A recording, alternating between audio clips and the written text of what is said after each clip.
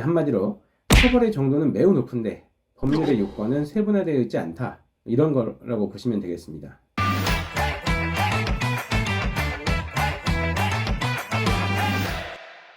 안녕하세요. AI 형량 예측의 로이어드입니다. 로이어드 채널은 음주운전, 성추행, 사기 등 각종 범죄에 대해서 법원이 어떤 판결을 내리는지 들여다보는 채널입니다. 오늘은 음주운전의 이진아웃 제도에 대해서 헌법재판소에서 위헌을 선고한 관계로 그에 대해서 설명하는 시간을 좀 가져보고자 합니다. 지난 11월 25일 음주운전 이진아웃으로 대표되는 윤창호법 일부에 대해서 헌법재판소에서 위헌을 선고했습니다. 어떤 규정으로, 또 어떤 규정을 무슨 이유로 위헌 선고를 한 것인지, 또 현재 진행 중인 사건들은 그렇다면 어떻게 처리가 될 것인지, 그리고 마지막으로 위헌 선언된 조항으로 처벌받은 분들은 또 구제를 받을 수 있는지에 대해서 좀 신속하고 간략하게 알아보도록 하겠습니다. 먼저 어떤 규정을 어떤 이유로 위헌 선고를 한 것일까요? 윤창호법으로 불리는 도로교통법 규정은 음주운전이나 음주 측정 거부를 2회 이상 위반한 경우에 2년 이상 5년 이하의 징역이나 1,000만 원 이상 2,000만 원 이하의 벌금으로 처벌하도록 되어 있었습니다. 이게 어느 정도인지 감이 안 잡히실 것 같아서 잠깐 비교를 해보겠습니다. 하한선이 2년 이상인 죄로는 형법상으로 유사강간죄가 있고요.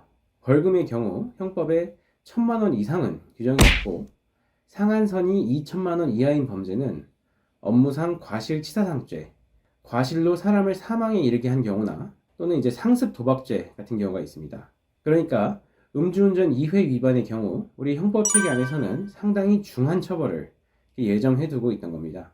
네, 헌법재판소는 이렇게 중한 처벌을 두고 있음에도 1회 위반의 요건이 이제 너무 포괄적이다, 그런 이유로 이제 위헌 결정을 했는데요. 쉽게 말하면 음주운전이 이진아웃이라면 이제 1회가 있어야 되겠죠. 그런데 1회가 2011년에 발생한 것이랑 2021년에 발생한 것이라면 상습성에서 이제 꽤 많은 차이가 있다고 봐야 되는데, 현행법에는 아무런 이제 구간 설정이 없다는 겁니다. 그리고 1회 위반에 대해서도 확정 판결을 요구하는 것이 아니라 선고유예처럼 처벌을 면제하는 경우도 현재는 전혀 고려할 수 없다는 것이죠. 한마디로 처벌의 정도는 매우 높은데 법률의 요건은 세분화되어 있지 않다, 이런 거라고 보시면 되겠습니다. 그렇다면 이제 현재 진행 중인 사건이나 재판들은 이제 어떻게 처리가 될지 한번 보겠습니다. 어쨌든 이제 위헌이 선고된 만큼 기존의 이진아웃 조항은 이제 선고일부터 소급해서 효력을 상실합니다. 따라서 현재 재판 중인 분들은 기존에 처벌받은 분들도 이제 경우에 따라서는 재심을 청구해야 될 것으로 보이는데요. 먼저 현재 재판 중인 분들은 이제 처벌 조항이 이제 바뀔 것입니다. 일반 음주운전과 같은 법을 이제 적용받을 것으로 보이는데요. 도로교통법에는 음주 수치별로 처벌의 종류가 정해져 있고 해당 조항에 적용을 받을 것입니다. 이제 그렇다면 이제 처벌을 이미 받았던 분들, 이런 분들이 이제 조정을 받을 수 있는지, 한마디로 이제 재심이 되는지, 이 부분이 좀 복잡한데요. 일단 재심을 받더라도 음주운전이 무죄가 되지는 않습니다. 다만 이제 처벌의 근거가 이제 이진아웃이 아니라 음주 수치에 따른 처벌로 이제 바뀌게 되는데요. 이제 결론부터 말씀드리면 이제 모두 재심의 대상은 되지만 이진아웃 당시 어떤 음주 수치에 따라서 실익이 달라진다, 이렇게 보시면 되겠습니다. 아까 말씀드렸다시피 도로교통법은 일반 음주운전의 경우 음주 수치의 어떤 구간을 세 가지로 설정하는데요. 0.03%에서 0.08% 미만, 그리고 0.08%에서 0.2% 미만, 0.2% 이상, 이렇게 세 구간을 설정해 놓고 있습니다. 그래서 0.2% 이상이었던 경우 굉장한 만취 상태인데 이진아웃과 처벌이 똑같기 때문에 사실상 형량 차이가 없습니다. 이제 문제는 나머지 경우인데요.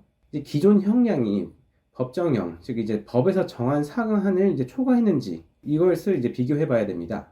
예를 들어서 음주 수치가 0.15%인 경우 현재 법정형의 상한은 1,000만 원입니다.